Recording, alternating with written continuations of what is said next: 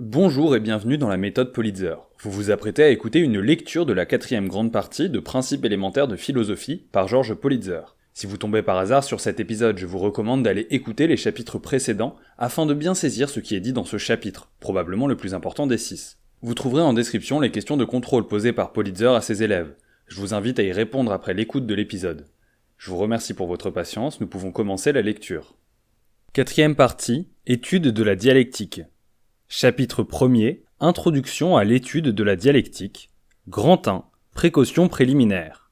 Quand on parle de la dialectique, c'est parfois avec mystère et en la présentant comme quelque chose de compliqué. Connaissant mal ce que c'est, on en parle aussi à tort et à travers.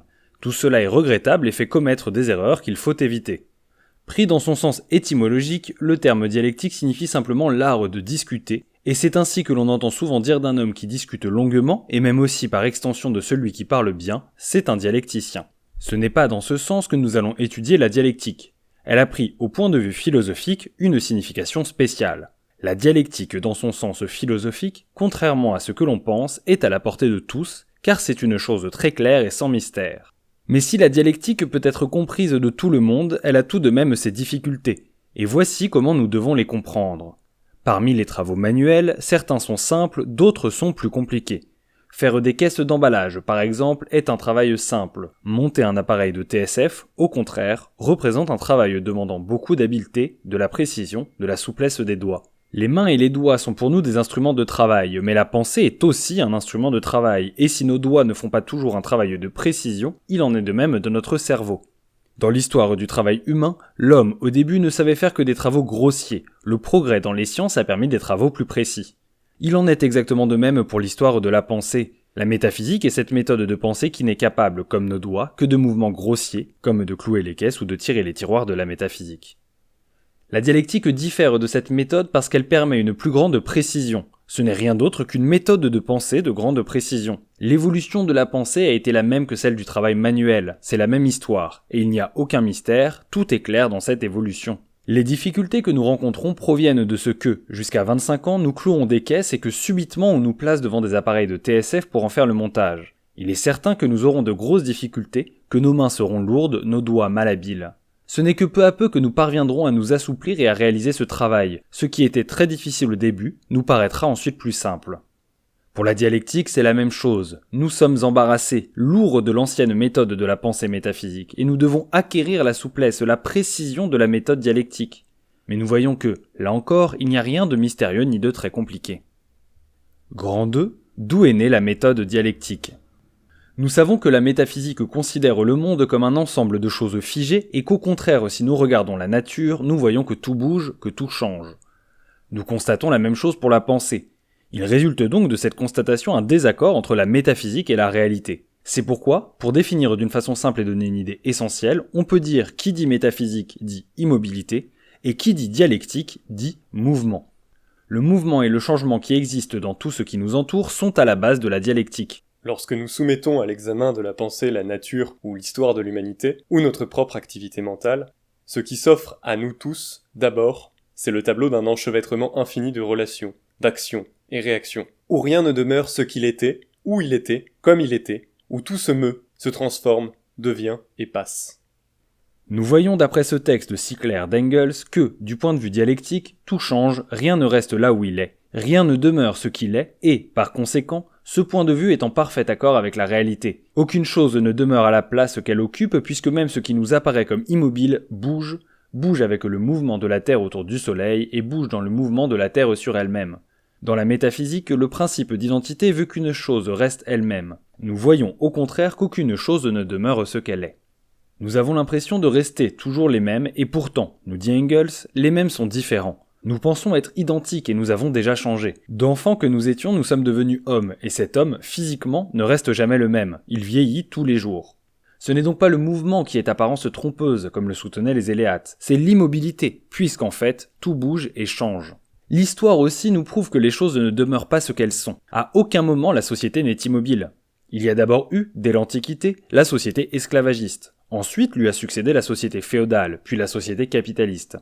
L'étude de ces sociétés nous montre que continuellement, insensiblement, les éléments qui ont permis la naissance d'une société nouvelle se sont développés en elle.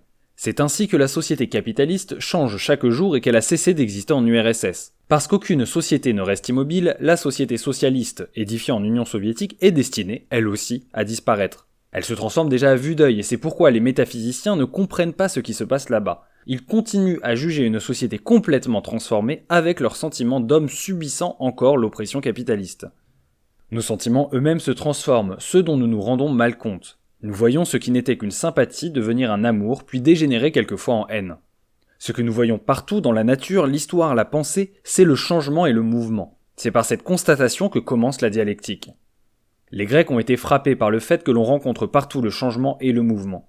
Nous avons vu qu'Héraclite, que l'on appelle le père de la dialectique, nous a donné le premier une conception dialectique du monde, c'est-à-dire a décrit le monde en mouvement et non figé. La façon de voir d'Héraclite peut devenir une méthode. Mais cette méthode dialectique n'a pu s'affirmer que bien longtemps plus tard, et il nous faut voir pourquoi la dialectique a été longtemps dominée par la conception métaphysique. Grand 3. Pourquoi la dialectique a-t-elle été longtemps dominée par la conception métaphysique ? Nous avons vu que la conception dialectique était née très tôt dans l'histoire, mais que les connaissances insuffisantes des hommes avaient permis à la conception métaphysique de se développer et de prendre le pas sur la dialectique. Nous pouvons faire ici un parallèle entre l'idéalisme qui est né de la grande ignorance des hommes et la conception métaphysique qui est née des connaissances insuffisantes de la dialectique. Pourquoi et comment cela fut-il possible ? Les hommes ont commencé l'étude de la nature dans un état de complète ignorance. Pour étudier les phénomènes qu'ils constatent, ils commencent par les classer. Mais de la façon de classer résulte une habitude d'esprit. En faisant des catégories et en les séparant les unes des autres, notre esprit s'habitue à effectuer de telles séparations, et nous retrouvons là les premiers caractères de la méthode métaphysique. C'est donc bien de l'insuffisance de développement des sciences que sort la métaphysique. Il y a encore 150 ans, on étudiait les sciences en les séparant les unes des autres. On étudiait à part la chimie, la physique, la biologie, par exemple, et on ne voyait entre elles aucun rapport.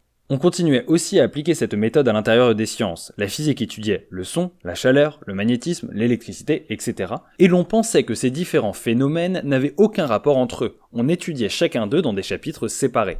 Nous reconnaissons bien là le deuxième caractère de la métaphysique qui veut que l'on méconnaisse les rapports des choses et qu'entre elles il n'y a rien de commun.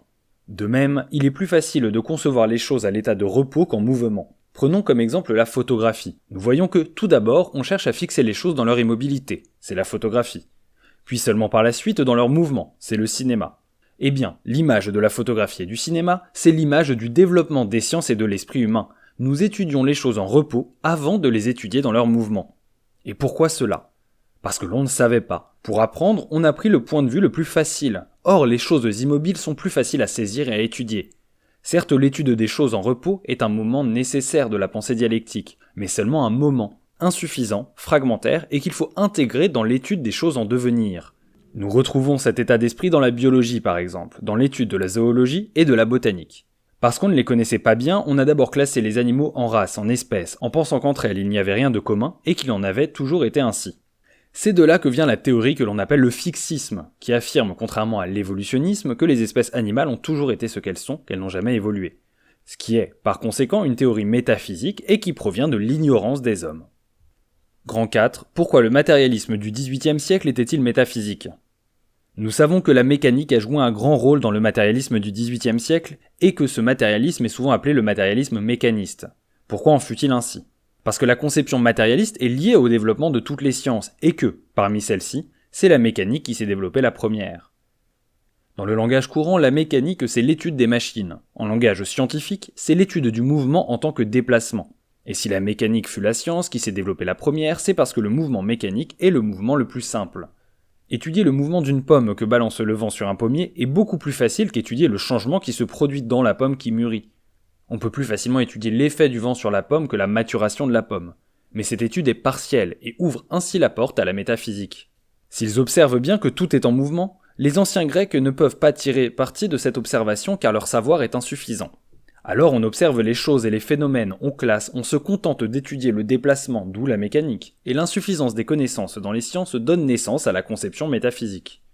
Nous savons que le matérialisme est toujours basé sur les sciences et qu'au XVIIIe siècle, la science était dominée par l'esprit métaphysique. De toutes les sciences, la science la plus développée à cette époque était la mécanique. C'est pourquoi il était inévitable, dira Engels, que le matérialisme du XVIIIe siècle fût un matérialisme métaphysique et mécanisme parce que les sciences étaient ainsi. Nous dirons donc que ce matérialisme métaphysique et mécaniste était matérialiste parce qu'il répondait à la question fondamentale de la philosophie que le facteur premier est la matière, mais qu'il était métaphysique parce qu'il considérait l'univers comme un ensemble de choses figées et mécaniques, parce qu'il étudiait et voyait toutes choses à travers la mécanique. Viendra un jour où on arrivera par l'accumulation des recherches à constater que les sciences ne sont pas immobiles. On s'apercevra que des transformations se sont produites en elles. Après avoir séparé la chimie de la biologie et de la physique, on se rendra compte qu'il devient impossible de traiter l'une ou l'autre sans avoir recours aux autres.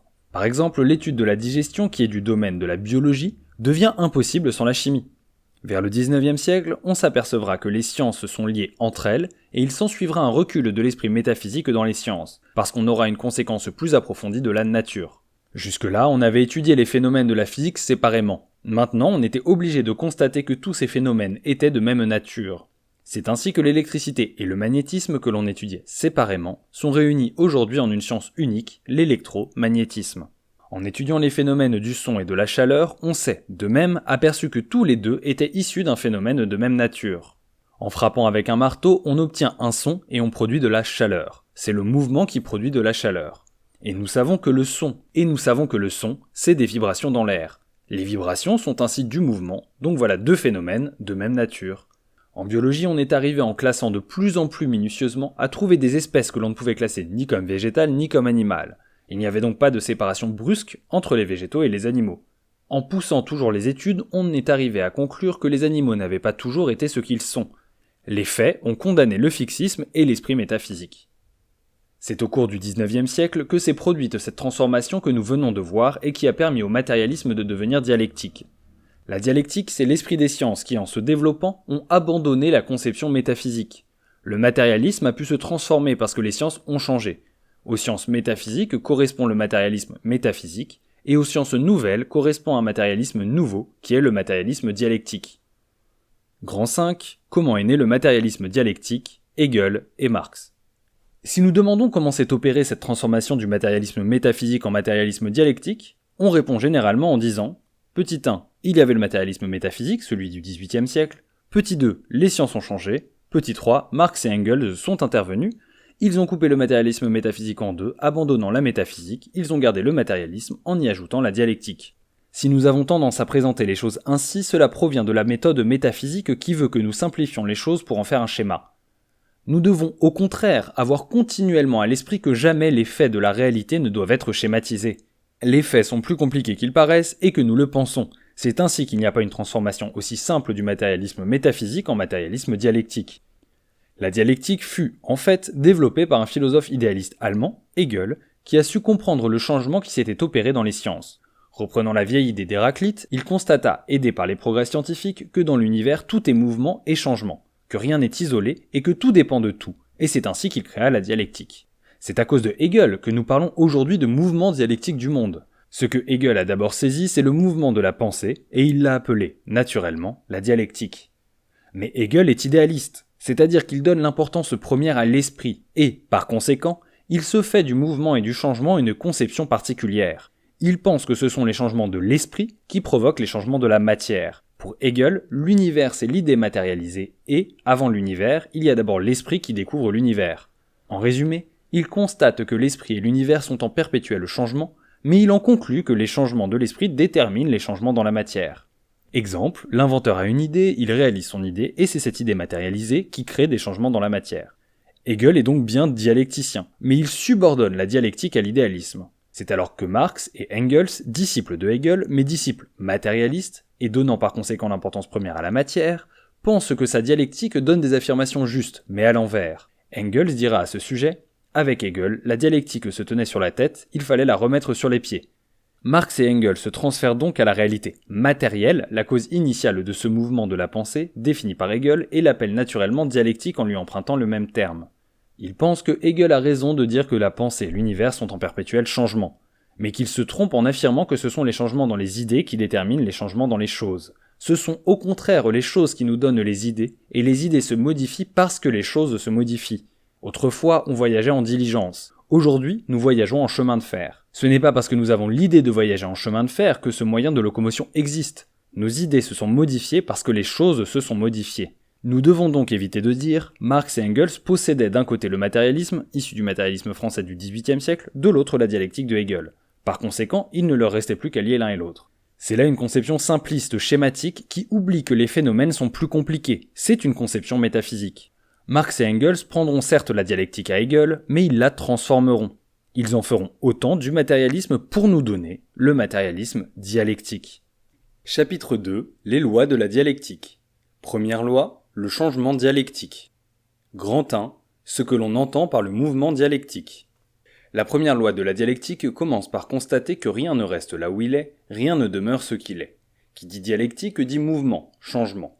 Par conséquent, lorsqu'on parle de se placer au point de vue de la dialectique, cela veut dire se placer au point de vue du mouvement, du changement. Lorsque nous voudrons étudier les choses suivant la dialectique, nous les étudierons dans leur mouvement, dans leur changement. Voici une pomme. Nous avons deux moyens d'étudier cette pomme. D'une part, du point de vue métaphysique, de l'autre du point de vue dialectique. Dans le premier cas, nous donnerons une description de ce fruit, sa forme, sa couleur. Nous énumérerons ses propriétés, nous parlerons de son goût, etc. Puis nous pourrons comparer la pomme avec une poire, voir leurs ressemblances, leurs différences, et enfin conclure. Une pomme, c'est une pomme, et une poire, c'est une poire. C'est ainsi que l'on étudiait les choses autrefois, de nombreux livres en témoignent. Si nous voulons étudier la pomme en nous plaçant du point de vue dialectique, nous nous placerons du point de vue du mouvement. Non pas du mouvement de la pomme lorsqu'elle roule et se déplace, mais du mouvement de son évolution. Alors nous constaterons que la pomme mûre n'a pas toujours été ce qu'elle est. Auparavant, elle était une pomme verte. Avant d'être une fleur, elle était un bouton. Et ainsi nous remonterons jusqu'à l'état du pommier à l'époque du printemps. La pomme n'a donc pas toujours été une pomme, elle a une histoire, et, aussi bien, ne restera-t-elle pas ce qu'elle est. Si elle tombe, elle pourrira, elle se décomposera, elle libérera ses pépins, qui donneront, si tout va bien, une pousse puis un arbre. Donc la pomme n'a pas toujours été ce qu'elle est, et ne restera pas non plus toujours ce qu'elle est.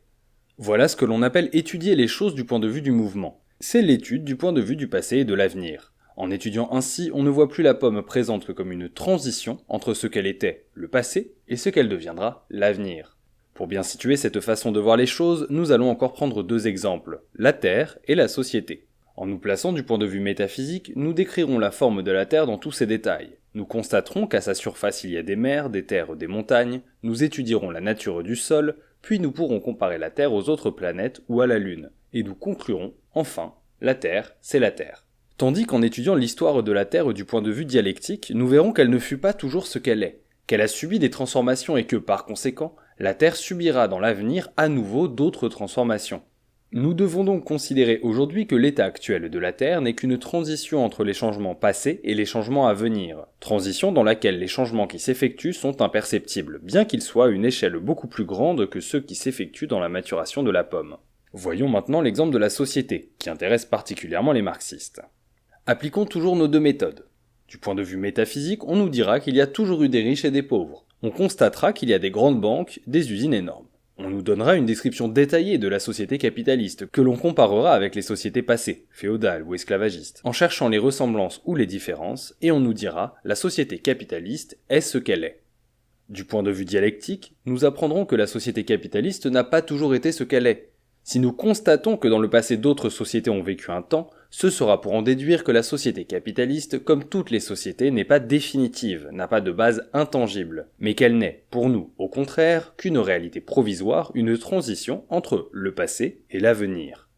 Nous voyons par ces quelques exemples que considérer les choses du point de vue dialectique, c'est considérer chaque chose comme provisoire, comme ayant une histoire dans le passé et devant avoir une histoire dans l'avenir, ayant un commencement et devant avoir une fin.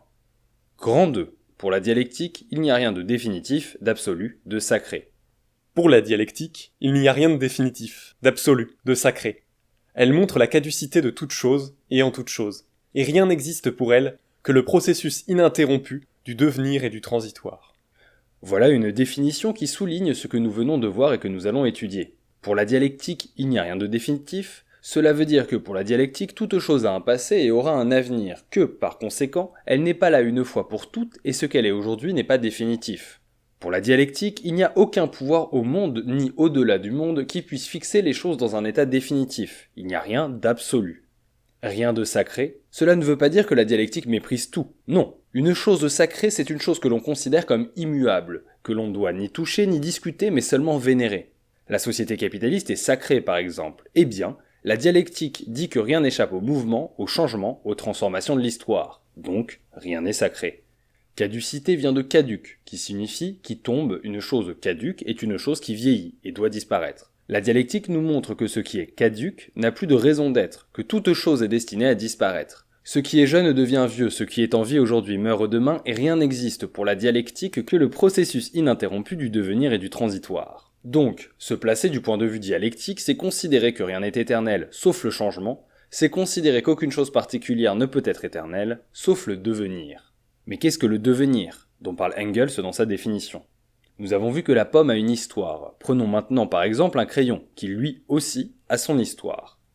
Ce crayon qui est usé aujourd'hui a été neuf. Le bois dont il est fait sort d'une planche, et cette planche sort d'un arbre. Nous voyons donc que la pomme et le crayon ont chacun une histoire et que l'un et l'autre n'ont pas toujours été ce qu'ils sont. Mais y a-t-il une différence entre ces deux histoires ? Très certainement. La pomme est devenue mûre. Pouvait-elle, étant verte, si tout allait bien, ne pas devenir mûre ? Non, elle devait mûrir. Comme, tombant à terre, elle doit pourrir, se décomposer, libérer ses pépins.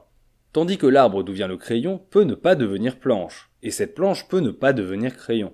Le crayon peut, lui-même, rester toujours entier, ne pas être taillé. Nous constatons donc entre ces deux histoires une différence. Pour la pomme, c'est la pomme verte qui est devenue mûre, si rien d'anormal ne se produit, et c'est la fleur qui est devenue pomme. Donc, une phase étant donnée, l'autre phase suit nécessairement, inévitablement, si rien n'arrête l'évolution. Dans l'histoire du crayon, au contraire, l'arbre peut ne pas devenir une planche, la planche peut ne pas devenir un crayon, et le crayon peut ne pas être taillé. Donc une phase étant donnée, l'autre phase peut ne pas suivre. Si l'histoire du crayon parcourt toutes ces phases, c'est grâce à une intervention étrangère, celle de l'homme.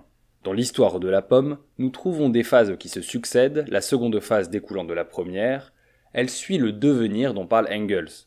Dans celle du crayon, les phases se juxtaposent sans découler l'une de l'autre. C'est que la pomme, elle, suit un processus naturel. Grand 3. Le processus. Pourquoi la pomme verte devient-elle mûre ? C'est à cause de ce qu'elle contient. C'est à cause d'enchaînements internes qui poussent la pomme à mûrir. C'est parce qu'elle était pomme avant même d'être mûre qu'elle ne pouvait pas ne pas mûrir. Quand on examine la fleur qui deviendra pomme, puis la pomme verte qui deviendra mûre, on constate que ces enchaînements internes qui poussent la pomme dans son évolution agissent sous l'empire de forces internes, que l'on nomme l'autodynamisme, ce qui veut dire force qui vient de l'être lui-même. Lorsque le crayon était encore planche, il a fallu l'intervention de l'homme pour le faire devenir crayon, car jamais la planche ne se serait transformée d'elle-même en crayon. Il n'y a pas eu de forces internes, pas d'autodynamisme, pas de processus. Donc, qui dit dialectique dit non seulement mouvement, mais dit aussi autodynamisme. Nous voyons donc que le mouvement dialectique contient en lui le processus, l'autodynamisme qui en est l'essentiel. Car tout mouvement ou changement n'est pas dialectique. Si nous prenons une puce, que nous allons étudier du point de vue dialectique, nous dirons qu'elle n'a pas toujours été ce qu'elle est, et qu'elle ne sera pas toujours ce qu'elle est. Si nous l'écrasons, certes, il y aura là pour elle un changement, mais ce changement sera-t-il dialectique ? Non. Sans nous, elle ne se serait pas écrasée. Ce changement n'est donc pas dialectique, mais mécanique. Nous devons donc faire bien attention lorsque nous parlons du changement dialectique. Nous pensons que si la Terre continue d'exister, la société capitaliste sera remplacée par la société socialiste puis communiste. Ce sera un changement dialectique. Mais si la Terre saute, la société capitaliste disparaîtra non par un changement autodynamique, mais par un changement mécanique. Dans un autre ordre d'idées, nous disons qu'il y a une discipline mécanique quand cette discipline n'est pas naturelle. Mais elle est autodynamique quand elle est librement consentie, c'est-à-dire quand elle vient de son milieu naturel. Une discipline mécanique est imposée du dehors, c'est une discipline venant de chefs qui sont différents de ceux qu'ils commandent. Nous comprenons alors combien la discipline non mécanique, la discipline autodynamique n'est pas à la portée de toutes les organisations. Il nous faut donc éviter de nous servir de la dialectique d'une façon mécanique. C'est là une tendance qui nous vient de notre habitude métaphysique de penser. Il ne faut pas répéter comme un perroquet que les choses n'ont pas toujours été ce qu'elles sont. Quand un dialecticien dit cela, il doit chercher dans les faits ce que les choses ont été avant. Car dire cela, ce n'est pas la fin d'un raisonnement, mais le commencement des études pour observer minutieusement ce que les choses ont été avant. Marx, Engels, Lénine ont fait des études longues et précises sur ce que la société capitaliste a été avant eux. Ils ont observé les détails les plus minimes pour noter les changements dialectiques. Lénine, pour décrire et critiquer les changements de la société capitaliste, pour analyser la période impérialiste, a fait des études très précises et consulté de nombreuses statistiques. Quand nous parlons d'autodynamisme, nous ne devons jamais non plus faire une phrase littéraire. Nous ne devons employer ce mot qu'à bon escient et pour ceux qui le comprennent totalement.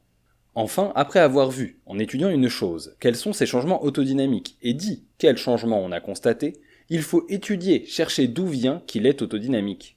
C'est pourquoi la dialectique, les recherches et les sciences sont étroitement liées. La dialectique, ce n'est pas un moyen d'expliquer et de connaître les choses sans les avoir étudiées, mais c'est le moyen de bien étudier et de faire de bonnes observations en recherchant le commencement et la fin des choses, d'où elles viennent et où elles vont. Deuxième loi, l'action réciproque. Grand 1, l'enchaînement des processus. Nous venons de voir à propos de l'histoire de la pomme ce qu'est un processus. Reprenons cet exemple. Nous avons cherché d'où venait la pomme et nous avons dû, dans nos recherches, remonter jusqu'à l'arbre. Mais ce problème de recherche se pose aussi pour l'arbre. L'étude de la pomme nous conduit à l'étude des origines et des destinées de l'arbre. D'où vient l'arbre? De la pomme. Il vient d'une pomme qui est tombée et qui a pourri en terre pour donner naissance à une pousse, et cela nous conduit à étudier le terrain, les conditions dans lesquelles les pépins de la pomme ont pu donner une pousse, les influences de l'air, du soleil, etc. Ainsi, en partant de l'étude de la pomme, nous sommes conduits à l'examen du sol en passant du processus de la pomme à celui de l'arbre, et ce processus s'enchaîne à son tour à celui du sol. Nous avons ce que l'on appelle un enchaînement de processus. Cela va nous permettre d'énoncer et d'étudier cette deuxième loi de la dialectique, la loi de l'action réciproque. Prenons comme exemple d'enchaînement de processus après l'exemple de la pomme, celui de l'Université ouvrière de Paris. Si nous étudions cette école du point de vue dialectique, nous rechercherons d'où elle vient, et nous aurons d'abord une réponse. En automne 1932, des camarades réunis ont décidé de fonder à Paris une université ouvrière pour étudier le marxisme. Mais comment ce comité a-t-il eu l'idée de faire étudier le marxisme? C'est évidemment parce que le marxisme existe. Mais alors, d'où vient donc le marxisme? Nous voyons que la recherche de l'enchaînement des processus nous entraîne à des études minutieuses et complètes. Bien plus, en recherchant d'où vient le marxisme, nous serons amenés à constater que cette doctrine est la conscience même du prolétariat. Nous voyons, que l'on soit pour ou contre le marxisme, que le prolétariat existe donc. Et alors, nous poserons à nouveau cette question, d'où vient le prolétariat? Nous savons que le prolétariat vient d'un système économique, le capitalisme. Nous savons que la division de la société en classes, que la lutte des classes, n'est pas née comme le prétendent nos adversaires du marxisme, mais au contraire que le marxisme constate l'existence de cette lutte et puise sa force dans le prolétariat déjà existant. Donc, de processus en processus, nous en arrivons à l'examen des conditions d'existence du capitalisme. Nous avons ainsi un enchaînement de processus qui nous démontre que tout influe sur tout. C'est la loi de l'action réciproque.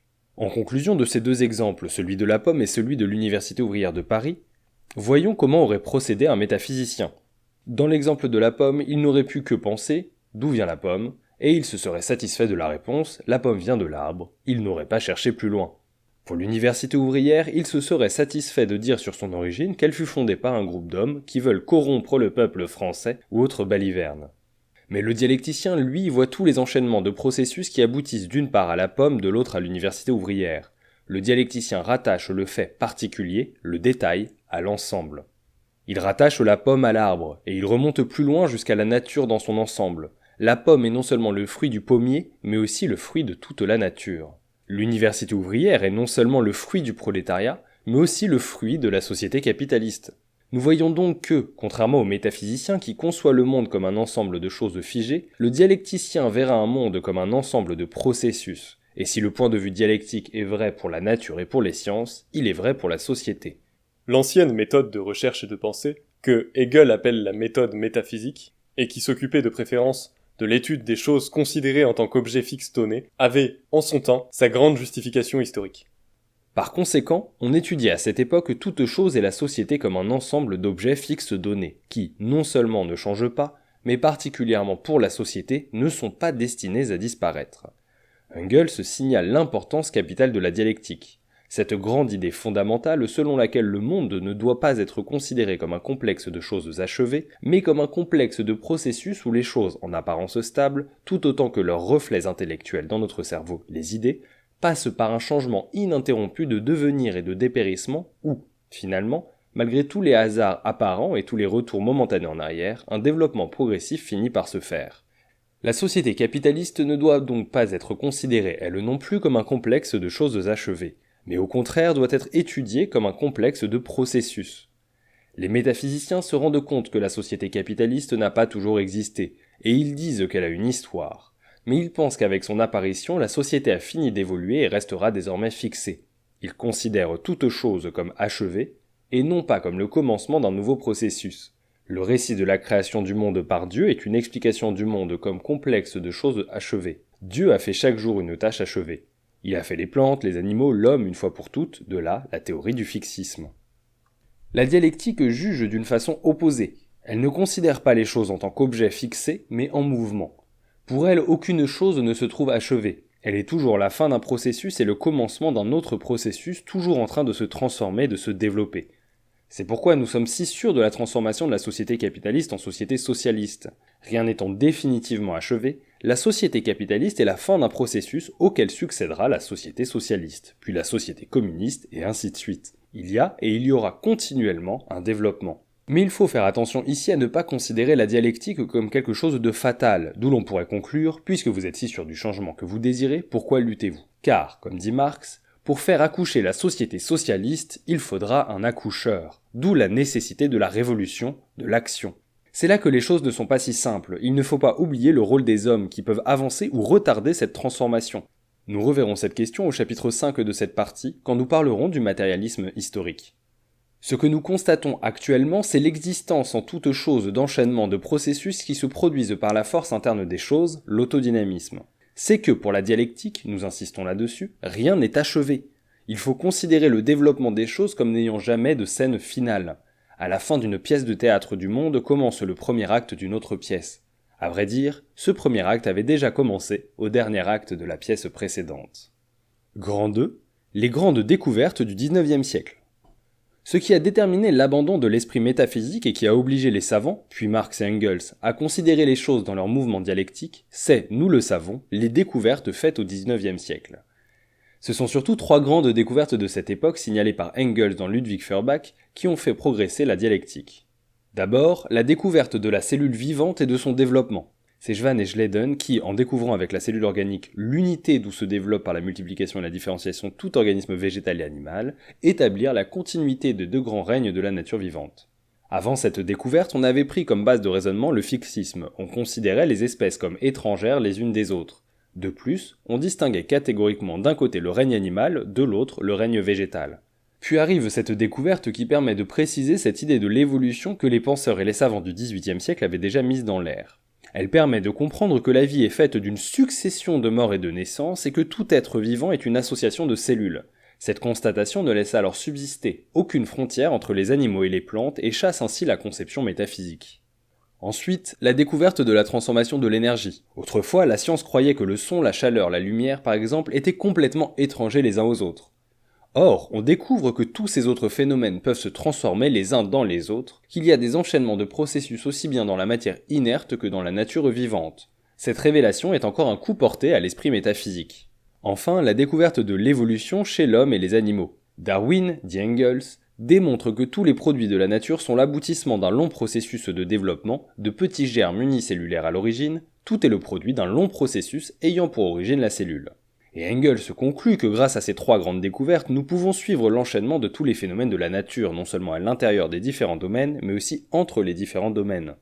Ce sont donc les sciences qui ont permis l'énoncé de cette deuxième loi de l'action réciproque. Entre les règnes végétal, animal, minéral, pas de coupure mais seulement des processus, tous s'enchaînent. Et cela est vrai aussi pour la société. Les différentes sociétés qui ont traversé l'histoire des hommes doivent être considérées comme une suite d'enchaînements de processus où l'une est sortie nécessairement de celle qui l'a précédée. Nous devons donc retenir que la science, la nature, la société doivent être vues comme un enchaînement de processus et le moteur qui agit pour développer cet enchaînement, c'est l'autodynamisme. Grand 3, le développement historique ou développement en spirale.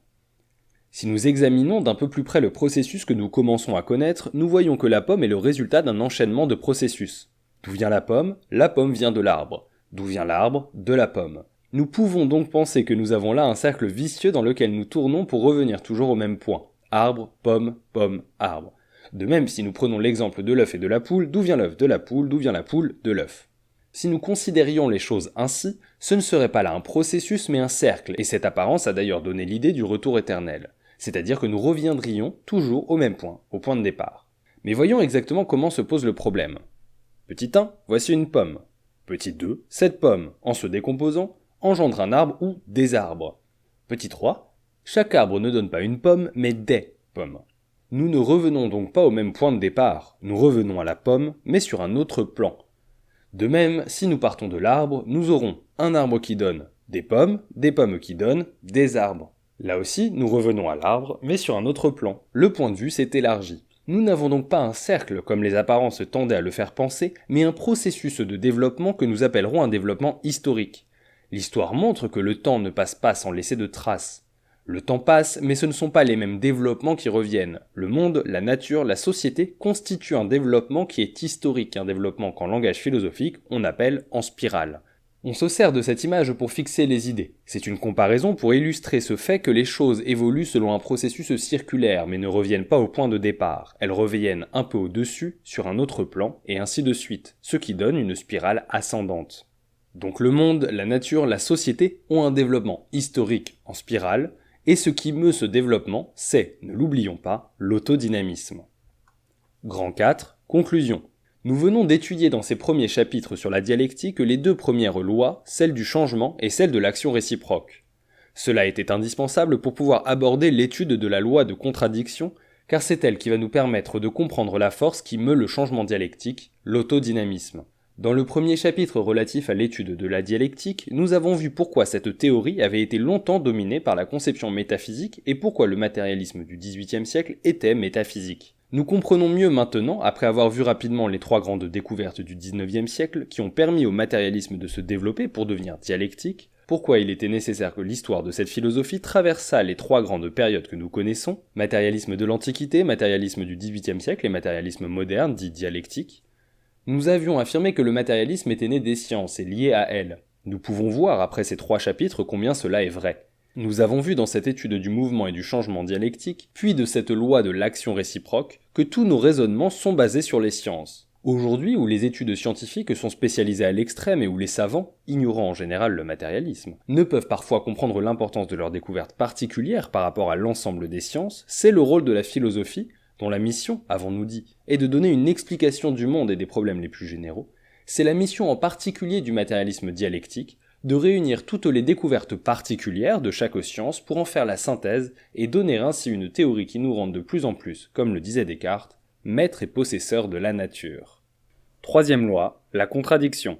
Nous avons vu que la dialectique considère les choses comme étant en perpétuel changement, évoluant continuellement, en un mot subissant un mouvement dialectique. C'est la première loi. Ce mouvement dialectique est possible parce que toute chose n'est que le résultat, au moment où nous l'étudions, d'un enchaînement de processus, c'est-à-dire un enchaînement de phases qui sortent les unes des autres. Et, poussant notre étude plus avant, nous avons vu que cet enchaînement de processus se développe nécessairement dans le temps en un mouvement progressif, malgré les retours momentanés en arrière.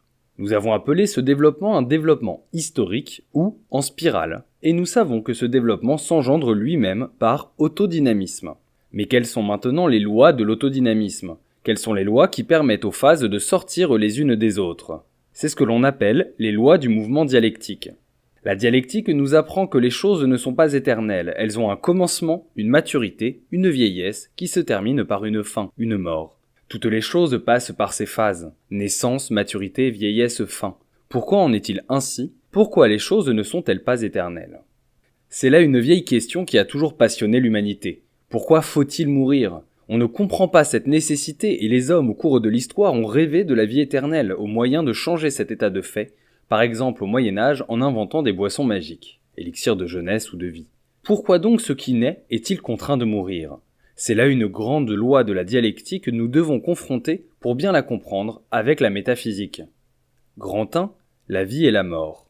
Du point de vue métaphysique, on considère les choses d'une façon isolée, prise en elle-même, et, parce que la métaphysique étudie les choses ainsi, elle les considère d'une façon unilatérale, c'est-à-dire d'un seul côté. C'est pourquoi l'on peut dire que ceux qui voient les choses d'un seul côté, qu'ils sont métaphysiciens. En bref, lorsqu'un métaphysicien examine le phénomène qu'on appelle la vie, il le fait sans relier ce phénomène à un autre. Il voit la vie, pour elle et en elle-même, d'une façon unilatérale. Il la voit d'un seul côté. S'il examine la mort, il fera la même chose. Il appliquera son point de vue unilatéral et conclura en disant « la vie c'est la vie et la mort c'est la mort ». Entre elles deux, rien de commun. On ne peut être à la fois vivant et mort car ce sont deux choses opposées, tout à fait contraires l'une à l'autre. Voir ainsi les choses, c'est les voir d'une façon superficielle. Si on les examine d'un peu plus près, on verra d'abord que l'on ne peut pas les opposer l'une à l'autre, qu'on ne peut même pas les séparer aussi brutalement, puisque l'expérience de la réalité nous montre que la mort continue la vie, que la mort vient du vivant. Et la vie peut-elle sortir de la mort ? Oui, car les éléments du corps mort vont se transformer pour donner naissance à d'autres vies et servir d'engrais à la terre qui sera plus fertile. La mort, dans bien des cas, aidera la vie. La mort permettra à la vie de naître, et dans les corps vivants eux-mêmes, la vie n'est possible que parce qu'il y a un continuel remplacement des cellules qui meurent par d'autres qui naissent. Tant que nous considérons les choses comme en repos et sans vie, chacune pour soi, l'une à côté de l'autre et l'une après l'autre, nous ne nous heurtons certes à aucune contradiction entre elles. Nous trouvons là certaines propriétés qui sont en partie communes, en partie diverses, voire contradictoires l'une à l'autre, mais qui, dans ce cas, sont réparties sur des choses différentes et ne contiennent donc pas en elles-mêmes la contradiction. Dans les limites de ce domaine d'observation, nous nous en tirons avec le mode de pensée courant, le mode métaphysique. Mais il en va tout autrement dès que nous considérons les choses dans leur mouvement, leur changement, leur vie, leur action réciproque l'une sur l'autre. Là, nous tombons immédiatement dans ces contradictions. Donc la vie et la mort se transforment continuellement l'une dans l'autre, et en toute chose nous constatons la constance de cette grande loi, partout les choses se transforment en leur contraire. Grand 2, les choses se transforment en leur contraire. Les métaphysiciens opposent les contraires, mais la réalité nous démontre que les contraires se transforment l'un dans l'autre, que les choses ne restent pas elles-mêmes, mais se transforment en leur contraire. Si nous examinons la vérité et l'erreur, nous pensons, entre elles, il n'y a rien de commun. La vérité, c'est la vérité, et une erreur, c'est une erreur. Cela, c'est le point de vue unilatéral, qui oppose brutalement les deux contraires comme on opposerait la vie et la mort. Et pourtant, si nous disons « Tiens, il pleut », il arrive parfois que nous n'avons pas fini de le dire que déjà il ne pleut plus. Cette phrase était juste, quand nous l'avons commencée, elle s'est transformée en erreur.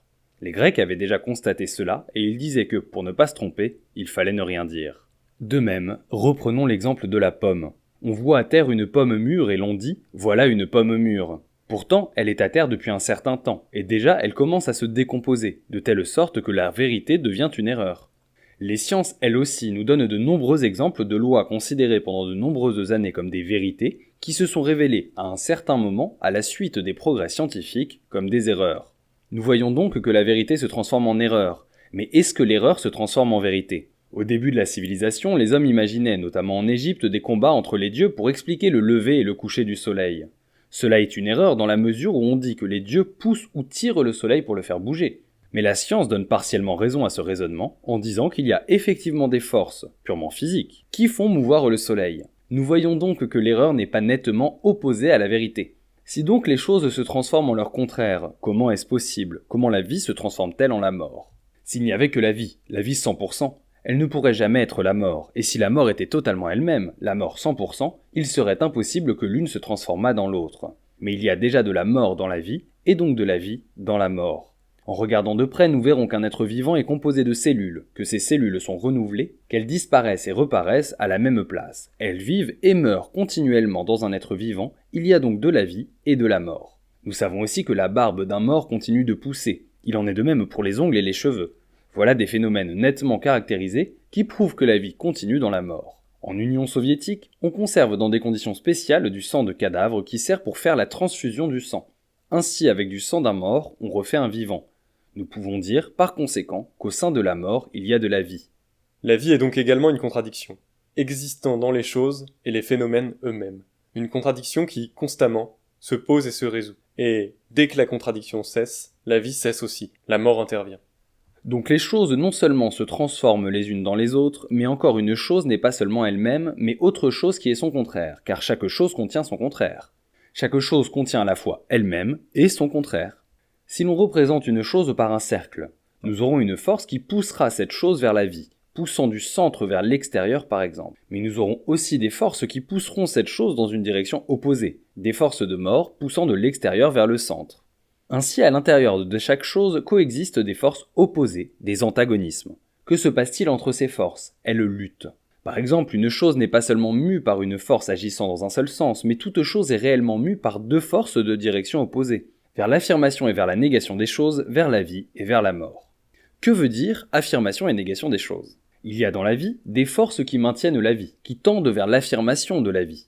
Puis il y a aussi dans les organismes vivants des forces qui tendent vers la négation. Dans toute chose, des forces tendent vers l'affirmation et d'autres tendent vers la négation. Et entre l'affirmation et la négation, il y a contradiction. Donc la dialectique constate le changement. Mais pourquoi les choses changent-elles ? Parce que les choses ne sont pas d'accord avec elles-mêmes, parce qu'il y a lutte entre les forces, entre les antagonismes internes, parce qu'il y a contradiction. Voilà la troisième loi de la dialectique. Les choses changent parce qu'elles contiennent en elles-mêmes la contradiction. Si nous sommes obligés parfois d'employer des mots plus ou moins compliqués comme dialectique, autodynamisme, etc., ou des termes qui semblent contraires à la logique traditionnelle et difficiles à comprendre, ce n'est pas que nous aimions compliquer les choses à plaisir et imiter en cela la bourgeoisie. Non, mais cette étude, quoique élémentaire, veut être aussi complète que possible et permettre de lire ensuite plus facilement les œuvres philosophiques de Marx, Engels et de Lénine, qui emploient ces termes. En tout cas, puisque nous devons employer un langage qui n'est pas usuel, nous nous attachons à le rendre compréhensible à tous dans le cadre de cette étude. Grand 3. Affirmation, négation et négation de la négation. Il nous faut faire ici une distinction entre ce que l'on appelle la contradiction verbale, qui signifie que, lorsqu'on vous dit oui, vous répondez non, et la contradiction que nous venons de voir et que l'on appelle la contradiction dialectique, c'est-à-dire contradiction dans les faits, dans les choses. Quand nous parlons de la contradiction qui existe au sein de la société capitaliste, cela ne veut pas dire que les uns disent oui, les autres non sur certaines théories. Cela veut dire qu'il y a une contradiction dans les faits, qu'il y a des forces réelles qui se combattent. D'abord une force qui tend à s'affirmer, c'est la classe bourgeoise qui tend à se maintenir, puis une deuxième force sociale qui tend à la négation de la classe bourgeoise, c'est le prolétariat. La contradiction est donc dans les faits, parce que la bourgeoisie ne peut exister sans créer son contraire, le prolétariat. Comme le dit Marx, avant tout, la bourgeoisie produit ses propres fossoyeurs. Pour empêcher cela, il faudrait que la bourgeoisie renonce à être elle-même, ce qui serait absurde. Par conséquent, en s'affirmant, elle crée sa propre négation. Prenons l'exemple d'un œuf, qui est pondu et couvé par une poule. Nous constatons que dans l'œuf se trouve le germe qui à une certaine température et dans certaines conditions se développe. Ce germe, en se développant, donnera un poussin. Ainsi ce germe, c'est déjà la négation de l'œuf. Nous voyons bien que dans l'œuf il y a deux forces. Celle qui tend à ce qu'il reste un œuf, et celle qui tend à ce qu'il devienne poussin. L'œuf est donc en désaccord avec lui-même, et toutes les choses sont en désaccord avec elles-mêmes. Cela peut sembler difficile à comprendre parce que nous sommes habitués au mode de raisonnement métaphysique. Et c'est pourquoi nous devons faire un effort pour nous habituer à nouveau à voir les choses dans leur réalité. Une chose commence par être une affirmation qui sort de la négation. Le poussin est une affirmation issue de la négation de l'œuf. Cela est une phase du processus. Mais la poule sera à son tour la transformation du poussin. Et, au cœur de cette transformation, il y aura une contradiction entre les forces qui luttent pour que le poussin devienne poule et les forces qui luttent pour que le poussin reste poussin.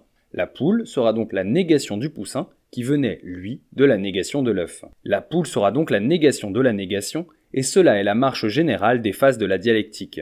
D'abord l'affirmation, on dit aussi thèse, la négation ou l'antithèse, et finalement la négation de la négation, la synthèse. Ces trois mots résument le développement dialectique. On les emploie pour représenter l'enchaînement des phases, pour indiquer que chaque phase est la destruction de la phase précédente. La destruction est une négation. Le poussin est la négation de l'œuf, puisqu'en naissant il détruit l'œuf. L'épi de blé est, de même, la négation du grain de blé. Le grain en terre germera, cette germination est la négation du grain de blé, qui donnera la plante, et cette plante à son tour fleurira et donnera un épi. Celui-ci sera la négation de la plante ou la négation de la négation. Nous voyons donc que la négation dont parle la dialectique est une façon résumée de parler de la destruction. Il y a négation de ce qui disparaît, de ce qui est détruit. Le féodalisme a été la négation de l'esclavagisme. Le capitalisme est la négation du féodalisme. Le socialisme est la négation du capitalisme. De même que pour la contradiction, où nous avons fait une distinction entre contradiction verbale et contradiction logique, nous devons bien comprendre ce qu'est la négation verbale qui dit non et la négation dialectique qui veut dire destruction. Mais si la négation veut dire destruction, il ne s'agit pas là de n'importe quelle destruction, mais d'une destruction dialectique. Ainsi, lorsque nous écrasons une puce, elle ne meurt pas par destruction interne, par négation dialectique. Sa destruction n'est pas le résultat de phases autodynamiques, elle est le résultat d'un changement purement mécanique. La destruction est une négation seulement si elle est un produit de l'affirmation, si elle sort d'elle. Ainsi, l'œuf couvé étant l'affirmation de ce que l'œuf est, il engendre sa négation, il devient poussin, et celui-ci symbolise la destruction ou négation de l'œuf en perçant, en détruisant la coquille. Dans le poussin, nous voyons deux forces adverses, poussin et poule. Au cours de ce développement du processus, la poule pondra des œufs, d'où une nouvelle négation de la négation. De ces œufs, alors, partira un nouvel enchaînement du processus. Pour le blé, nous voyons aussi une affirmation, puis une négation et une négation de la négation. Comme autre exemple, nous donnerons celui de la philosophie matérialiste. Au début, nous trouvons un matérialisme primitif, spontané, qui parce qu'il est ignorant crée sa propre négation, l'idéalisme. Mais l'idéalisme qui nie l'ancien matérialisme sera nié par le matérialisme moderne ou dialectique parce que la philosophie se développe et provoque avec les sciences la destruction de l'idéalisme. Donc, là aussi, nous avons affirmation, négation et négation de la négation. Nous constatons aussi ce cycle dans l'évolution de la société. Nous constatons au début de l'histoire l'existence d'une société de communisme primitif, société sans classe basée sur la propriété commune du sol. Mais cette forme de propriété devient une entrave au développement de la production et par là même crée sa propre négation, la société avec classe, basée sur la propriété privée et sur l'exploitation de l'homme par l'homme. Mais cette société porte aussi en elle sa propre négation, parce qu'un développement supérieur des moyens de production entraîne la nécessité de nier la division de la société en classes, de nier la propriété privée, et nous revenons ainsi au point de départ. La nécessité de la société communiste, mais sur un autre plan. Au début, nous avions un manque de produits, aujourd'hui nous avons une capacité de production très élevée. Remarquons à ce sujet que pour tous les exemples que nous avons donnés, nous revenons bien au point de départ mais sur un autre plan, un plan plus élevé, c'est le développement en spirale. Nous voyons donc que la contradiction est une grande loi de la dialectique, que l'évolution est une lutte des forces antagonistes, que non seulement les choses se transforment les unes dans les autres, mais aussi que toute chose se transforme en son contraire, que les choses ne sont pas d'accord avec elles-mêmes parce qu'il y a en elles lutte entre forces opposées, parce qu'il y a en elles une contradiction interne. Remarque, nous devons bien faire attention à ceci que l'affirmation, la négation de la négation, ne sont que des expressions résumées des moments de l'évolution dialectique, et qu'il ne faut pas vouloir courir par le monde pour trouver partout ces trois phases, car nous ne les trouverons pas toujours toutes, mais parfois seulement la première ou la deuxième, l'évolution n'étant pas terminée. Il ne faut donc pas vouloir voir mécaniquement dans toute chose ces changements tels quels. Retenons surtout que la contradiction est la grande loi de la dialectique, c'est l'essentiel. Grand 4, faisons le point. Nous savons déjà que la dialectique est une méthode de penser, de raisonner, d'analyser, qui permet de faire de bonnes observations et de bien étudier, car elle nous oblige à chercher la source de toute chose et à en décrire l'histoire. Certes, l'ancienne méthode de pensée, nous l'avons vu, a eu sa nécessité en son temps. Mais étudier avec la méthode dialectique, c'est constater, répétons-le, que toutes choses en apparence immobiles ne sont qu'un enchaînement de processus où tout a un commencement et une fin, ou en toute chose. Finalement, malgré tous les hasards apparents et tous les retours momentanés en arrière, un développement progressif finit par se faire jour. Seule la dialectique nous permet de comprendre le développement, l'évolution des choses. Seule elle nous permet de comprendre la destruction des choses anciennes et la naissance des nouvelles. Seule la dialectique nous fait comprendre tous les développements dans leur transformation en les connaissant comme des tout formés de contraires. Car, pour la conception dialectique, le développement naturel des choses, l'évolution est une lutte continuelle de forces et de principes opposés. Si donc pour la dialectique la première loi est la constatation du mouvement et du changement, rien ne reste ce qu'il est, rien ne reste là où il est, nous savons maintenant que l'explication de cette loi réside en ce que les choses changent non seulement en se transformant les unes dans les autres, mais en se transformant en leur contraire. La contradiction est donc une grande loi de la dialectique. Nous avons étudié ce qu'est du point de vue dialectique la contradiction, mais il nous faut encore insister pour apporter certaines précisions et aussi pour signaler certaines erreurs qu'il ne faut pas commettre.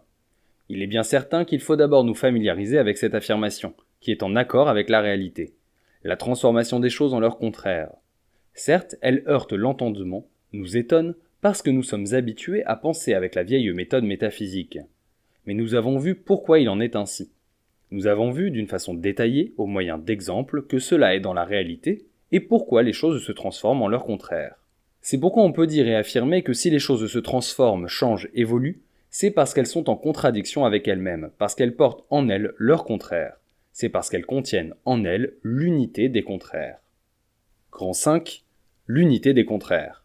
Chaque chose est une unité de contraire. Affirmer une pareille chose paraît tout d'abord une absurdité. Une chose et son contraire n'ont rien de commun. Voilà ce que l'on pense en général.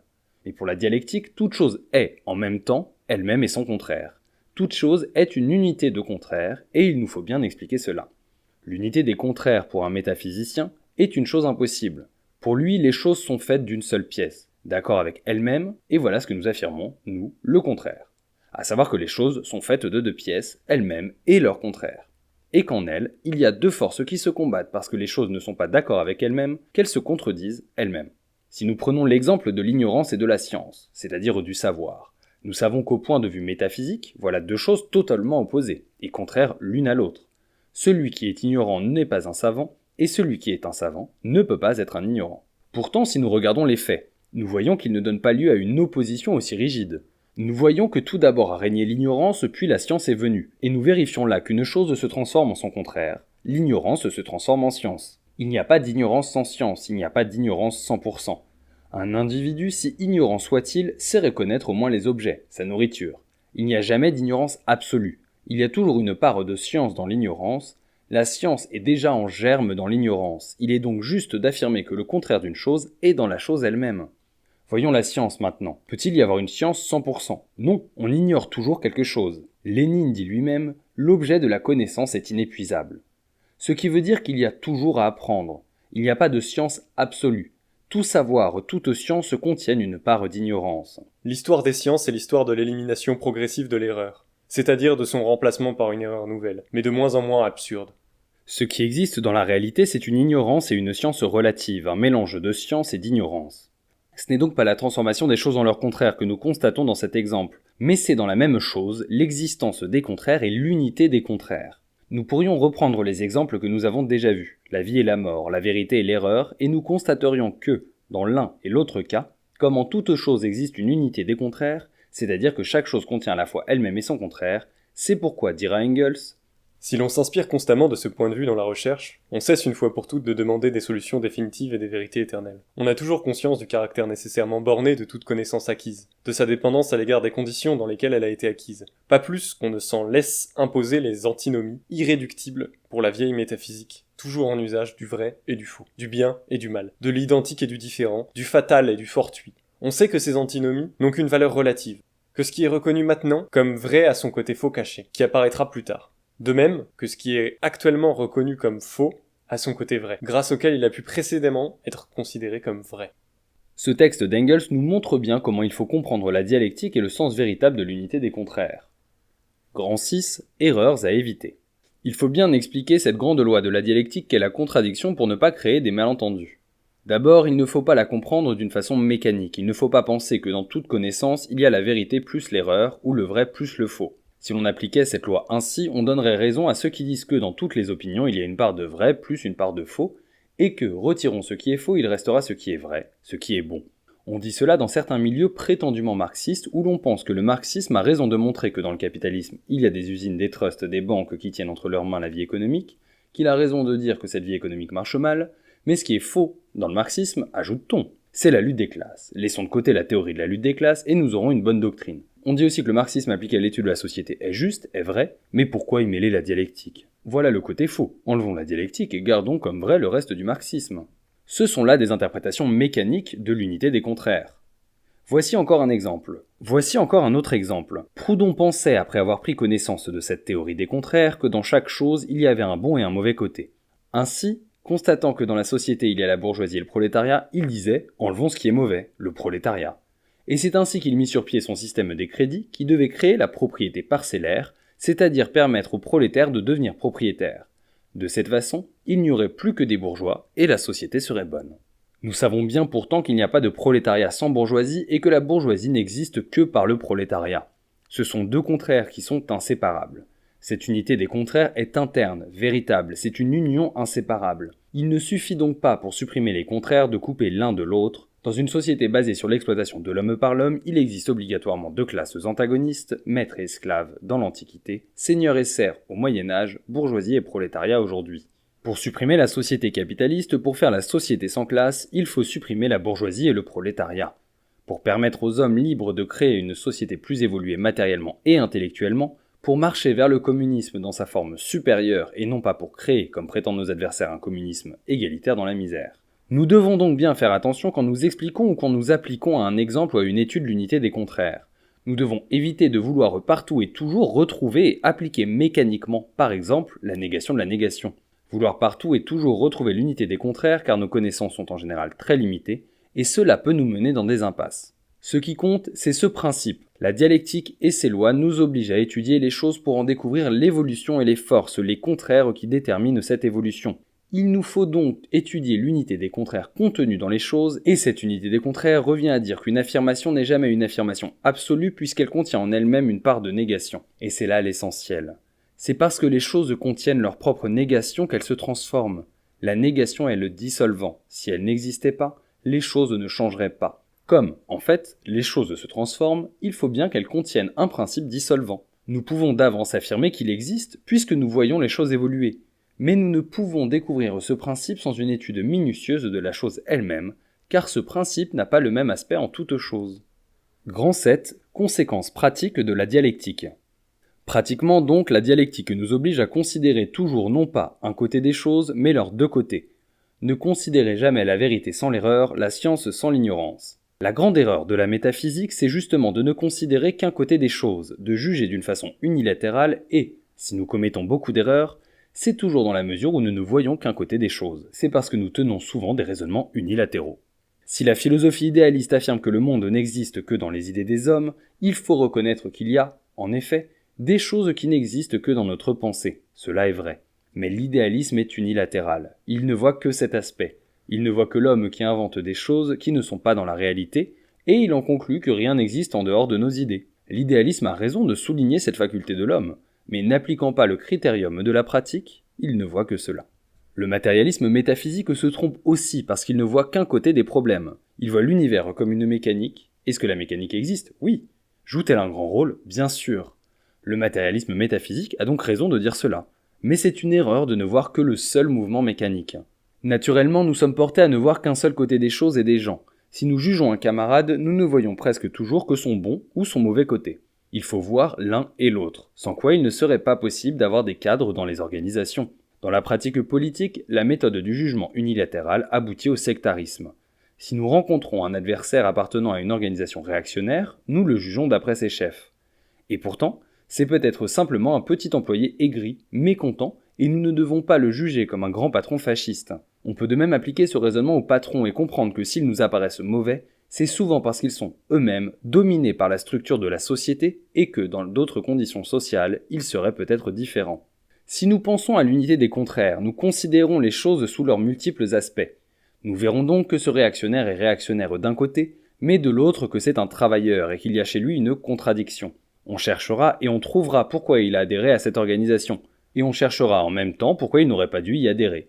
Et alors, nous jugerons et nous discuterons ainsi d'une façon moins sectaire. Nous devons donc, conformément à la dialectique, considérer les choses sous tous les angles que l'on peut distinguer. Pour résumer, et comme conclusion théorique, nous dirons « les choses changent parce qu'elles renferment une contradiction interne, elles-mêmes et leur contraire. Les contraires sont en conflit et les changements naissent de ces conflits. Ainsi, le changement est la solution du conflit. » Le capitalisme contient cette contradiction interne, ce conflit entre le prolétariat et la bourgeoisie. Le changement s'explique par ce conflit et la transformation de la société capitaliste en société socialiste est la suppression du conflit. Il y a changement, mouvement, là où il y a contradiction. La contradiction est la négation de l'affirmation et lorsque le troisième terme, la négation de la négation, est obtenu, apparaît la solution. Car, à ce moment, la raison de la contradiction est éliminée, dépassée. On peut donc dire que si les sciences, la chimie, la physique, la biologie, etc., étudient les lois du changement qui leur sont particulières, la dialectique étudie les lois du changement qui sont les plus générales. Engels dit « La dialectique n'est pas autre chose que la science des lois générales du mouvement et du développement de la nature, de la société humaine et de la pensée. » Quatrième loi, transformation de la quantité en qualité, ou loi du progrès par bond. Il nous reste maintenant, avant d'aborder le problème de l'application de la dialectique à l'histoire, à étudier une dernière loi de la dialectique. Cela va nous être facilité par les études que nous venons de faire et où nous avons vu ce qu'est la négation de la négation et ce que l'on entend par l'unité des contraires. Comme toujours, procédons par exemple. Grand 1. Réforme ou révolution. On dit en parlant de la société, faut-il recourir à des réformes ou faire la révolution ? On discute pour savoir si, pour transformer la société capitaliste en une société socialiste, on atteindra ce but par des réformes successives ou par une transformation brusque, la révolution. Devant ce problème, rappelons ce que nous avons déjà étudié. Toute transformation est le résultat d'une lutte de forces opposées. Si une chose évolue, c'est qu'elle contient en elle son contraire, chaque chose étant une unité de contraires. On constate la lutte des contraires et la transformation de la chose en son contraire. Comment se fait cette transformation ? C'est là le nouveau problème qui se pose. On peut penser que cette transformation s'effectue peu à peu, par une série de petites transformations, que la pomme verte se transforme en une pomme mûre par une série de petits changements progressifs. Bien des gens pensent ainsi que la société se transforme petit à petit et que le résultat d'une série de ces petites transformations sera la transformation de la société capitaliste en société socialiste. Ces petites transformations sont les réformes et ce sera leur total, la somme des petits changements graduels qui nous donnera une société nouvelle. C'est la théorie que l'on appelle le réformisme. On nomme ceux qui sont partisans de ces théories les réformistes non pas parce qu'ils réclament des réformes, mais parce qu'ils pensent que les réformes suffisent, qu'en s'accumulant, elles doivent insensiblement transformer la société. Examinons si cela est vrai. L'argumentation politique. Si nous regardons les faits, c'est-à-dire ce qui s'est passé dans les autres pays, nous verrons que, là où l'on a essayé ce système, cela n'a pas réussi. La transformation de la société capitaliste, sa destruction, a réussi en un seul pays, l'URSS, et nous constatons que ce n'est pas par une série de réformes, mais par la révolution. D'abord, l'argumentation historique. Est-ce que d'une façon générale, il est vrai que les choses se transforment par des petits changements et par des réformes ? Ensuite, voyons toujours les faits. Si nous examinons les changements historiques, nous verrons qu'ils ne se produisent pas indéfiniment, qu'ils ne sont pas continus. Il arrive un moment où, au lieu de petits changements, le changement se fait par un saut brusque. Dans l'histoire des sociétés, les événements marquants que nous constatons sont des changements brusques, des révolutions. Même ceux qui ne connaissent pas la dialectique savent de nos jours qu'il s'est produit des changements violents dans l'histoire. Pourtant, jusqu'au XVIIe siècle, on croyait que la nature ne fait pas de sauts, ne fait pas de bonds. On ne voulait pas voir les changements brusques dans la continuité des changements. Mais la science intervint et démontra dans les faits que brusquement des changements se faisaient. La révolution de 1780 ouvrit mieux encore les yeux. Elle en était elle-même un exemple évident de nette rupture avec le passé. On en vint à s'apercevoir que toutes les étapes décisives de l'histoire avaient été et étaient des bouleversements importants, brusques, soudains. Par exemple, d'amicales qu'elles étaient, les relations entre tel ou tel État devenaient plus froides, plus tendues, s'envenimaient, prenaient un caractère d'hostilité. Et tout d'un coup, c'était la guerre, brusque rupture dans la continuité des événements. Ou encore en Allemagne, après la guerre de 14-18, il y a eu une montée graduelle du fascisme, puis un jour Hitler a pris le pouvoir. L'Allemagne entra dans une nouvelle étape historique. Aujourd'hui, ceux qui ne nient pas ces brusques changements prétendent que ce sont des accidents. Un accident étant une chose qui arrive et qui aurait pu ne pas arriver. On explique ainsi les révolutions dans l'histoire des sociétés. Ce sont des accidents. On explique par exemple, en ce qui concerne l'histoire de notre pays, que la chute de Louis XVI et la Révolution française sont arrivées parce que Louis XVI était un homme faible et mou. S'il avait été un homme énergique, nous n'aurions pas eu la Révolution. On lit même que si à Varennes il n'avait pas prolongé son repas, on ne l'aurait pas arrêté et le cours de l'histoire aurait été changé. Donc la Révolution française est un accident, dit-on. La dialectique au contraire reconnaît que les révolutions sont des nécessités. Il y a bien des changements continus, mais en s'accumulant, ils finissent par produire des changements brusques. Enfin, l'argumentation scientifique. Prenons l'exemple de l'eau. Partons de 0 degré et faisons monter la température de l'eau de 1, 2, 3 degrés jusqu'à 98 degrés. Le changement est continu. Mais est-ce que cela peut continuer aussi indéfiniment ? Nous allons encore jusqu'à 99 degrés, mais à 100 degrés, nous avons un changement brusque. L'eau se transforme en vapeur. Si, inversement, de 99 degrés nous descendons jusqu'à 1 degré, nous aurons à nouveau un changement continu. Mais nous ne pourrons descendre ainsi indéfiniment, car à 0 degré, l'eau se transforme en glace. De 1 à 99 degrés, l'eau reste toujours de l'eau. Il n'y a que sa température qui change. C'est ce que l'on nomme un changement quantitatif, qui répond à la question « combien ?», c'est-à-dire combien de chaleur dans l'eau. Lorsque l'eau se transforme en glace ou en vapeur, nous avons là un changement qualitatif, un changement de qualité. Ce n'est plus de l'eau, elle est devenue de la glace ou de la vapeur. Quand la chose ne change pas de nature, nous avons un changement quantitatif. Dans l'exemple de l'eau, nous avons un changement de degré de chaleur, mais non de nature. Quand elle change de nature, quand la chose devient autre chose, le changement est qualitatif. Nous voyons donc que l'évolution des choses ne peut être indéfiniment quantitative. Les choses se transformant subissent à la fin un changement qualitatif. La quantité se transforme en réalité, cela est une loi générale. Mais comme toujours, il ne faut pas s'en tenir uniquement à cette formule abstraite. On trouvera dans le livre d'Engels, Anti-Düring, au chapitre dialectique, quantité et qualité, un grand nombre d'exemples qui feront comprendre que dans tout comme dans les sciences de la nature se vérifie l'exactitude de la loi selon laquelle, à certains degrés de changement quantitatif, se produit soudainement une conversion qualitative. Voici un exemple nouveau, cité par Henri Vallon dans le tome 7 de l'Encyclopédie française. L'énergie nerveuse s'accumulant chez un enfant provoque le rire. Mais, si elle continue de grandir, le rire se transforme en crise de larmes. Ainsi, les enfants s'excitent et rient trop fort, ils finissent par pleurer. Nous donnerons un dernier exemple que l'on connaît bien, celui de l'homme qui pose sa candidature à un mandat quelconque. S'il faut 4500 voix pour obtenir la majorité absolue, le candidat n'est pas élu avec 4499 voix. Il reste ce qu'il est, un candidat. Avec une voix de plus, ce changement quantitatif détermine un changement qualitatif, puisque le candidat qu'il était devient un élu. Cette loi nous apporte la solution du problème, réforme ou révolution. Les réformistes nous disent « Vous voulez des choses impossibles qui n'arrivent que par accident, vous êtes des utopistes ». Mais nous voyons bien par cette loi que ce sont eux qui rêvent de choses impossibles. L'étude des phénomènes de la nature et de la science nous montre que les changements ne sont pas indéfiniment continus, mais qu'à un certain moment le changement devient brusque. Ce n'est pas nous qui l'affirmons arbitrairement, c'est la science, c'est la nature, la réalité. On peut alors se demander, quel rôle jouons-nous dans ces transformations brusques ? Nous allons répondre à cette question et développer ce problème par l'application de la dialectique à l'histoire. Nous voilà arrivés à une partie très célèbre du matérialisme dialectique, le matérialisme historique. Grand 2, le matérialisme historique. Qu'est-ce que le matérialisme historique ? C'est simplement, maintenant que l'on connaît ce qu'est la dialectique, l'application de cette méthode à l'histoire des sociétés humaines.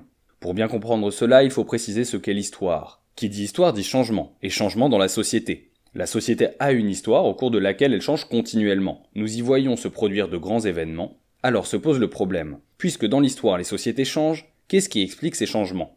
Petit 1, comment expliquer l'histoire ? C'est ainsi qu'on se demande, pour quelles raisons faut-il que reviennent les guerres ? Les hommes devraient pouvoir vivre en paix. À ces questions, nous allons fournir des réponses matérialistes. La guerre, expliquée par un cardinal, est une punition de Dieu. C'est là une réponse idéaliste car elle explique les événements par Dieu. C'est expliquer l'histoire par l'esprit, c'est ici l'esprit qui crée et fait l'histoire. Parler de la providence est aussi une réponse idéaliste. C'est Hitler qui, dans Mein Kampf, nous dit que l'histoire est l'œuvre de la providence. Et il remercie celle-ci d'avoir placé le lieu de sa naissance à la frontière autrichienne. Rendre Dieu, ou à la providence, responsable de l'histoire, voilà une théorie commode. Les hommes ne peuvent rien, et par conséquent nous ne pouvons rien faire contre la guerre, il faut laisser faire. Pouvons-nous, au point de vue scientifique, soutenir une telle théorie ? Pouvons-nous trouver dans les faits sa justification ? Non. La première affirmation matérialiste dans cette discussion, c'est que l'histoire n'est pas l'œuvre de Dieu, mais qu'elle est l'œuvre des hommes. Alors les hommes peuvent agir sur l'histoire et ils peuvent empêcher la guerre. Petit 2, l'histoire est l'œuvre des hommes. Les hommes font leur histoire, quelque tournure qu'elle prenne, en poursuivant chacun leur fin propre, consciemment voulue. Et ce sont précisément les résultats de ces nombreuses volontés, agissant dans des sens différents, et de leurs répercussions variées sur le monde extérieur qui constituent l'histoire. Il s'agit aussi, par conséquent, de ce que veulent les nombreux individus pris isolément. La volonté est déterminée par la passion ou la réflexion. Mais les leviers qui déterminent directement à leur tour la passion ou la réflexion sont de nature très diverse. On peut encore se demander quelles sont les causes historiques qui se transforment en ces motifs dans les cerveaux des hommes qui agissent. Ce texte d'Engels nous dit donc que ce sont les hommes qui agissent selon leur volonté, mais que ces volontés ne vont pas toujours dans le même sens. Qu'est-ce qui détermine, qu'est-ce qui fait alors les actions des hommes ? Pourquoi leurs volontés ne vont-elles pas dans le même sens ? Certains idéalistes consentiront à dire que ce sont les actions des hommes qui font l'histoire et que cette action résulte de leur volonté. C'est la volonté qui détermine l'action, et ce sont nos pensées ou nos sentiments qui déterminent notre volonté. Nous aurions donc le processus suivant, idée, volonté, action. Et, pour expliquer l'action, nous suivrons le sens inverse, à la recherche de l'idée cause déterminante. Or, nous précisons tout de suite que l'action des grands hommes et des doctrines n'est pas niable, mais qu'elle a besoin d'être expliquée. Ce n'est pas le processus idée, volonté, action qui l'explique. C'est ainsi que certains prétendent qu'au XVIIIe siècle, Diderot et les encyclopédistes, en répandant dans le public la théorie des droits de l'homme, ont, par ces idées, séduit et gagné la volonté des hommes qui ont, en conséquence, fait la révolution. De même qu'en URSS, les idées de Lénine ont été répandues et que les gens ont agi conformément à ces idées. On conclut que s'il n'y avait pas d'idées révolutionnaires, il n'y aurait pas de révolution. C'est ce point de vue qui fait dire que les forces motrices de l'histoire, ce sont les idées de grands chefs, que ce sont les chefs qui font l'histoire. Vous connaissez la formule de l'Action française, 43 ont fait la France. On pourrait ajouter, des rois qui pourtant n'avaient pas beaucoup d'idées. Quel est le point de vue matérialiste sur la question ? Nous avons vu qu'entre le matérialisme du XVIIIe siècle et le matérialisme moderne, il y avait beaucoup de points communs, mais que l'ancien matérialisme avait de l'histoire une théorie idéaliste. Donc, franchement idéaliste ou dissimulée sous un matérialisme inconséquent, cette théorie idéaliste que nous venons de voir et qui a l'air d'expliquer l'histoire n'explique rien, car qui provoque l'action ? L'ancien matérialisme apprécie tout d'après les motifs de l'action, partage les hommes exerçant une action historique en nobles et non nobles, et constate ensuite ordinairement que ce sont les nobles qui sont les dupes, et les non-nobles les vainqueurs. D'où il résulte pour l'ancien matérialisme que l'étude de l'histoire ne nous apprend pas grand-chose d'édifiant. Et pour nous, que dans le domaine historique, l'ancien matérialisme est infidèle à lui-même, parce qu'il prend les forces motrices idéales, qui y sont actives pour les causes dernières, au lieu d'examiner ce qu'il y a derrière elles. La volonté, les idées, prétend-on. Mais pourquoi les philosophes du XVIIIe siècle ont-ils eu précisément ces idées ? S'ils avaient essayé d'exposer le marxisme, on ne les aurait pas écoutés, car à cette époque, les gens n'auraient pas compris. Ne compte pas seulement le fait qu'on donne des idées, il faut aussi qu'elles soient comprises. Par conséquent, il y a des époques déterminées pour accepter les idées, et aussi pour les forger. Nous avons toujours dit que les idées ont une grande importance, mais nous devons voir d'où elles viennent. Nous devons donc rechercher quelles sont les causes qui nous donnent ces idées, quelles sont, en dernière analyse, les forces motrices de l'histoire. Merci d'avoir écouté sans doute attentivement cette 4e partie de Principes élémentaires de philosophie par Georges Politzer. Vous trouverez en description les questions de contrôle posées par Politzer à ses élèves, vous pouvez choisir d'y répondre en commentaire et d'en discuter avec quelqu'un qui choisirait de le faire également. Comme je le répète à longueur de temps sur ma chaîne personnelle, mais surtout comme Politzer le souligne dès le premier chapitre de ce livre, la théorie n'est rien sans action. Pour cela, je vous recommande l'adhésion au Parti communiste français et au mouvement des jeunes communistes français, ainsi qu'à la CGT. Notre apprentissage philosophique se doit d'être relié à un apprentissage pratique, et la lutte dans la rue a tout autant d'intérêt, si ce n'est plus, que l'élévation intellectuelle. Encore merci, et à bientôt.